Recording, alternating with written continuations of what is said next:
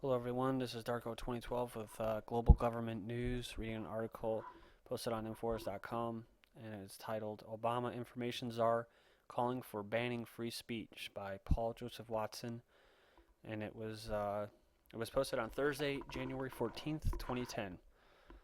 And it says here, the controversy surrounding the White House Information Czar and Harvard Professor Sunstein's blueprint for the government to infiltrate political activist groups has deepened, with the revelation that in the same 2008 dossier he also called for the government to tax or even ban outright political opinions of which it disapproved. Sunstein was appointed by President Obama to head up the Office of Information and Regulatory Affairs, an agency with the executive office of the President. On page 14 of Sunstein's January 2008 white paper entitled Conspiracy Theories, the man who is now Obama's head of information technology in the White House proposed that each of the following measures will have a place under imaginable conditions according to the strategy detailed in the essay. Number 1, government might ban conspiracy theorizing. Number 2, government might impose some kind of tax, financial or otherwise, on those who disseminate such theories. That's right. Obama's information czar wants to tax and ban outright, as in make illegal, political opinions that the government doesn't approve of. To where would this be extended? A tax or a shutdown order on newspapers that print stories critical of our illustrious leaders. And what does Sunstein define as conspiracy theories that should potentially be taxed or outlawed by the government? Opinions held by the majority of Americans, no less.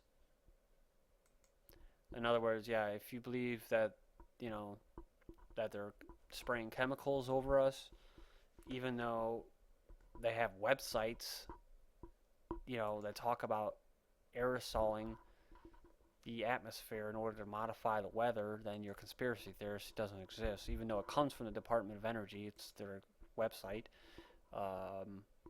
You have, Obama's science and technology czar Holden saying, that shooting sulfur particles in the sky wouldn't be a bad idea to, cool the planet, as if they're not already doing it.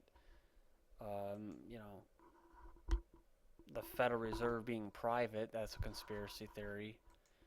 Uh, the Federal Reserve Act and the Federal Reserve being created, on a holiday weekend with, hardly anybody even in session in Congress. That's a conspiracy theory. It never really existed. Never happened. I guess that's what they're referring to. But the notion that Lee Harvey Oswald did not act alone in the killing of JFK, a view shared by the vast majority of Americans in every major poll over the last 10 years, is an example of a conspiracy theory that the federal government should consider censoring, according to Sunstein. A 1998 CBS poll found that just 10% of Americans believe that Oswald acted alone, so apparently the other 90% of Americans could be committing some form of thought crime by thinking otherwise under Sunstein's definition. Sunstein also cites the belief that global warming is a deliberate fraud as another marginal conspiracy theory to be countered by government action. In reality, the majority of Americans now believe that the man-made explanation of global warming is not true and that the global warming is natural according to the latest polls. But Sunstein saves his most ludicrous example until last. On page 5, he characterizes as false and dangerous the idea that exposure to sunlight is healthy, despite the fact that top medical experts agree prolonged exposure to sunlight reduces the risk of developing certain cancers. To claim that encouraging people to get out in the sun is to peddle a dangerous conspiracy theory is like saying that promoting the breathing of fresh air is also a thought crime. One can only presume that Sunstein is deliberately framing the debate by going to such absurd extremes so as to make any belief whatsoever into a conspiracy theory unless it's specifically approved by the kind of government thought police system he is pushing for. Despite highlighting the fact that repressive societies go hand in hand with an increase in conspiracy theories, Sunstein's solution to stamp out such thought crimes is to ban free speech, fulfilling the precise characteristic of the repressive society he warns against elsewhere in the paper. We could imagine circumstances in which a conspiracy theory became so pervasive and so dangerous that censorship would be thinkable, he writes on page 20. Remember that Sunstein is not just talking about censoring Holocaust denial or anything that's even debatable in the context of free speech. He's talking about widely accepted beliefs shared by the majority of Americans, but ones viewed as distasteful by the government, which would seek to either marginalize by means of taxation or outright censor such views. No surprise there that Sunstein has called for the rewriting of the First Amendment, as well as advocating internet censorship, and even proposing that Americans should celebrate tax day and be thankful that the state takes a huge chunk of their income.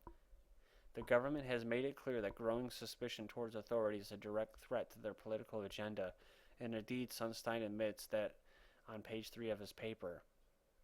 That is why they are now engaging in full-on information warfare in an effort to undermine, disrupt, and eventually outlaw organized peaceful resistance to their growing tyranny. So there you have it, guys. I'm pretty much going to leave it at that and just leave your comments. Let me know what you think about the information czar banning free speech.